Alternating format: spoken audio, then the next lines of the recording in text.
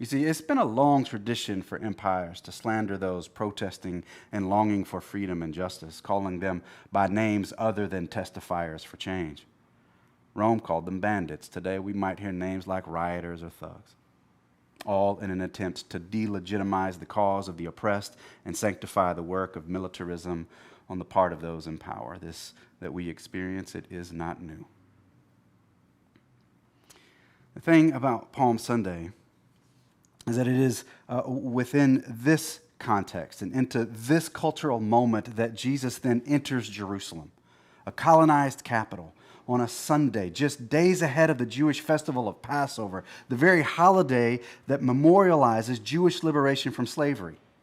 Jesus, along with his disciples, they came into Jerusalem with throngs of other religious pilgrims in order to celebrate the Passover, to remember the Exodus from Egypt, to worship and to pray and to cry and to dance and to feast and to remember that God, that Yahweh is the God who saves. This is precisely what those waving palm branches that day were shouting. As Matthew's gospel describes in Matthew 21, verse 9, the crowds that went ahead of him went ahead of Jesus, and those that followed, they shouted, "Hosanna to the Son of David. Blessed is he who comes in the name of the Lord. Hosanna in the highest heaven." The crowds, they waved palm branches, which were signs of royalty and signs of honor and respect, and they're shouting, "Hosanna." Hosanna is a Greek word meaning save us, or the one who saves. You see, the thing is, what they're shouting, it's actually a psalm that was sung by all of the pilgrims that were entering Jerusalem for Passover. It was the words to Psalm 118, a psalm that says in verses 5 through 7, "When hard pressed, I cried to the Lord. He brought me into a spacious place. The Lord is with me. I will not be afraid. What can mere mortals do to me? The Lord is with me. He is my helper. I look in triumph on my enemies." You see what they're singing? They're singing protest songs.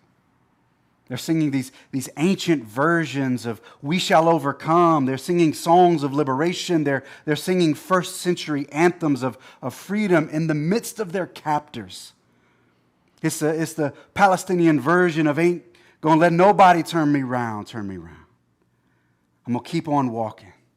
I'm gonna keep on talking, marching down to freedom land. Ain't gonna let Jim Crow turn me round, turn me round. Ain't gonna let no white supremacy turn me round, turn me round. I'm gonna keep on walking, keep on talking, marching up to freedom's land."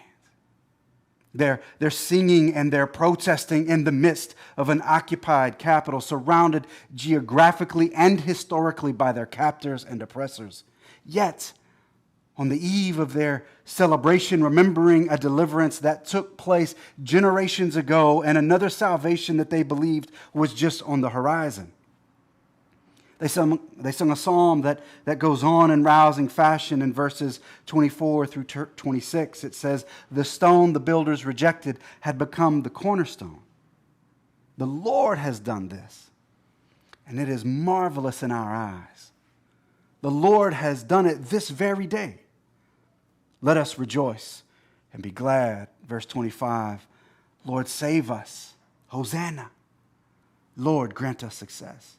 Blessed is he who comes in the name of the Lord." This is what Palm Sunday was. It was a protest. It was a celebration and an anticipation. It was a lament and a song for joy. "Hosanna, Lord, save us, just as you have done in the past. God, might you do so again."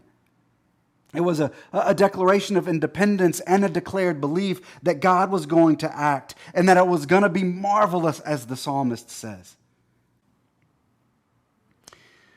When Jesus entered the city, people shouted and sang, "Hosanna, Hosanna in the highest." They said to one another, "Our God saves." Songs of hope and rescue, songs of kingdom imagination, songs that led them into a week of reflection on the days when God did rescue, did free, and did liberate. I pray that this Palm Sunday, serves a similar function for us and finds us lending our voices to the chorus that announces the arrival of the one who saves. And remembering when our salvation occurred on a cross, in a tomb, and in a resurrection. Because Hosanna, our God, he saves.